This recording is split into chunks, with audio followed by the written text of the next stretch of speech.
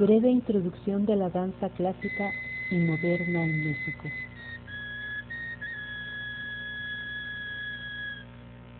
La danza clásica tuvo origen en el Renacimiento de Italia, que consiste en la presentación de danzas con temas griegos, alegorías y fantasías de la literatura. Hablamos de finales del siglo XIX y principios del siglo XX, donde un arte de transición, el ballet clásico,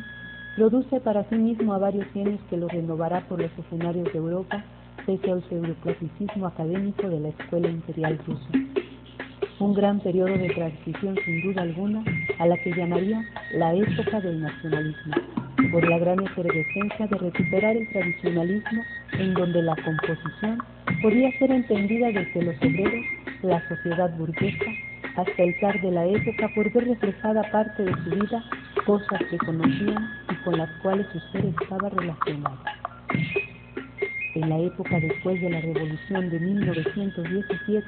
entre los países de América Latina, es México el que lleva más adelante un empeño por el arte clásico moderno del ballet europeo.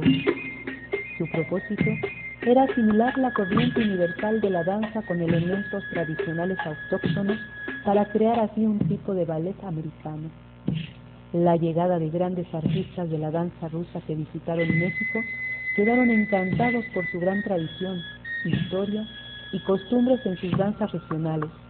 Estos bailarines se dieron a la tarea, con la influencia de Diaghilev, de hacer arreglos y estilizaciones de nuestros bailes populares, abriendo así un vasto horizonte que mostraría para el futuro el desarrollo de un arte grande y que concordaría sin duda alguna con el nacionalismo mexicano. Fue en 1919 Ana Pavlova, bailarina rusa, la primera que ejecutaría el jarabe tapatío en puntas con ciertas estilizaciones en el bosque de Chapultepec como homenaje a México. Martínez del Río, portador de ideas, Adolfo Beck, pintor, Castro Padilla con decoraciones y diseños de trajes, y Eva Pérez, quien enseñara a Ana una versión del jarabe, participarían en dicha creación.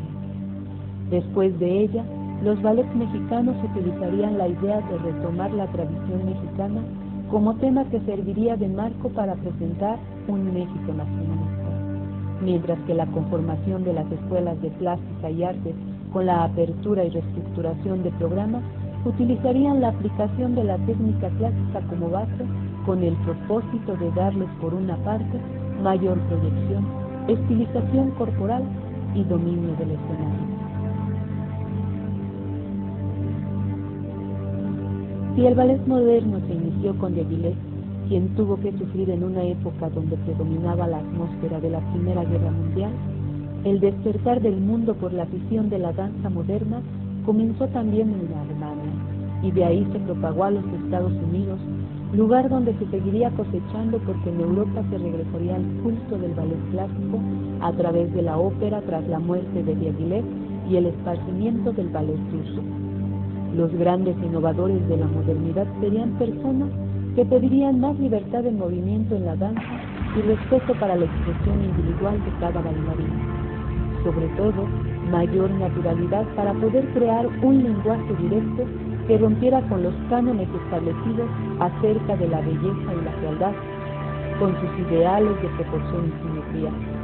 Debían regresar a las expresiones frescas y vitales para lograr proyectar la comprensión instintiva y emocional del movimiento que plasmara experiencias reales, conflictos, deseos, relaciones e ideas de los seres humanos de carne y hueso, y no de los cuentos de hadas, príncipes o cisnes que existían en la fantasía. La primera innovadora de la danza moderna sería Isadora Duncan, presentándose en un teatro de salsa y semidesnuda, interpretando todo el vigoroso clasicismo del arte griego. Después de Isadora y Diaghilev surgiría un nuevo concepto de la danza, reflejo de la expresión alemán, iniciado por Rudolf Wolf Lara, heredando al mundo su método de notación coreográfica, y la bailarina Mary Whitman, exponente de la danza abstracta fuertemente dramática. En los Estados Unidos surgiría por su parte Ruth Saint-Denis y Tess Swan, que incorporarían la enseñanza de las danzas de China, Indonesia, India, Japón,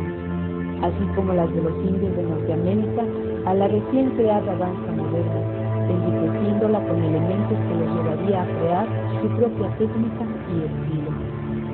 Parece ser que es entonces cuando se consolida la danza moderna, que iniciaría ensayando nuevas tentativas y dando tantas técnicas como creadores, con un terreno vastísimo de exploración y explotación de nuevos objetivos más claros y con una conciencia más general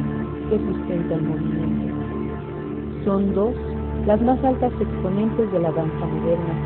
la señora Martha Graham y Doris Humphrey, dándole cada quien una personalidad diferente. Humphrey agregaría el lirismo estético y la influencia, creando una escuela que trabajaría la espontaneidad, motilidad y expresión, que produjera grandes bailarines como Charles Whitman y José Limón. Martha Graham cultivaría lo sombrío, lo torturado, el dramatismo con énfasis en los problemas psicológicos, sustentando sus técnicas en estudios tanto anatómicos como filosóficos del Medio Oriente y Latinoamérica. Esta nueva corriente, danza moderna, llegaría a todo el mundo adaptándose por fortuna en la tendencia mexicanista. Revolucionaría a finales de 1939 con la llegada casi simultánea de dos personajes, Ana Sokolow y Walding. Se radicarían en México durante algunos años de su vida.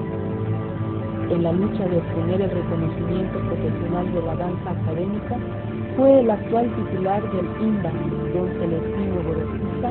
el que lograra dar forma a todos los proyectos y las más caras aspiraciones que buscaban los diversos grupos de danza moderna en México. Logró validar carreras como ejecutantes en danza clásica, contemporánea y folclórica, maestros en las mismas áreas, animando coreógrafos e investigadores del folclore mexicano. Por supuesto, es a partir de 1955 la tan nombrada época de oro de la danza moderna en México. Fue Guillermina Bravo quien estuvo a la cabeza de dicho periodo, dirigiendo Ballet Nacional de México y entrenándose en la técnica Graham por encontrarla como la mejor mecanizada de las técnicas, la más compacta, la más compleja, la más moldeable a cualquier estilo y carácter, la que más se acerca al origen del movimiento.